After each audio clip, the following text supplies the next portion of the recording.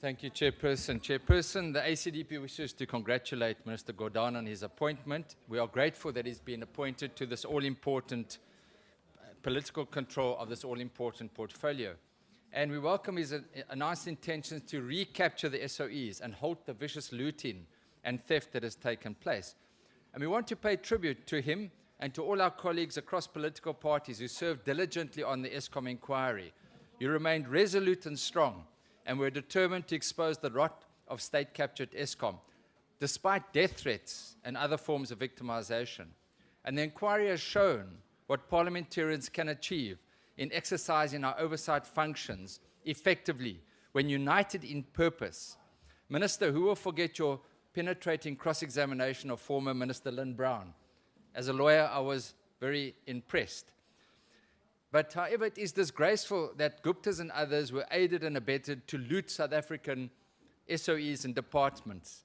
This was a coordinated political project whereby governance structures were systematically repurposed to serve corrupt interests.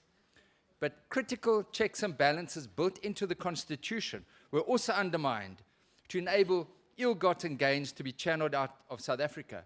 Institutions such as SARS, the Hawks, SIU were all affected.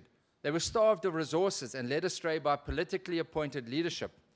An example of this was the ample prima facie evidence of state capture made available in the Public Protector's report way back in 2016.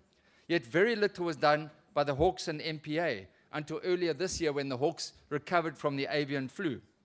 We were constantly given the assurance in the Justice Committee that investigations were ongoing and that there was no chance that the Guptas would be able to flee from the country. But that is exactly what happened. And we're now at the mercy of foreign law enforcement agencies to ensure that the suspects are returned to South Africa.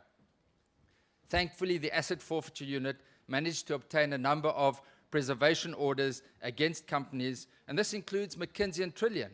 McKinsey, who offered to pay South Africa 1 billion rand back, to pay Eskom. We sat this in this inquiry. I said to Eskom then at the end of last year, get a court order, it's easy, you'll get 1 billion rand. Nothing was done. And thankfully now the Eskom board is at least trying to get that money back. But the Asset Forfeiture Unit is ahead of them in the queue, and there's a chance that those funds might go to the Criminal Asset Recovery Unit.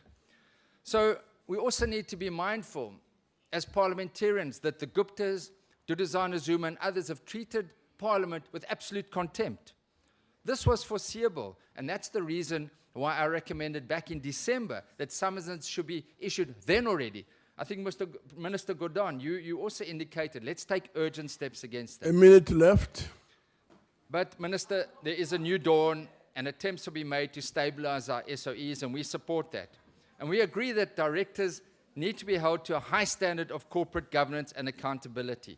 Directors must be held criminally and civilly liable. In addition, as I've said before, where there are serious breaches of fiduciary duties, Minister, bring Section 162 applications to have those directors declared delinquent directors. It doesn't help them to be moving from one directorship to another. We have to prevent that, and please look into the way the lists are drawn up by the Department of Public Enterprises as to who can qualify to be directors. We are on course to recapture the SOCs. The looters will be looted. The state captures will be captured. Justice and righteousness will prevail. I thank you.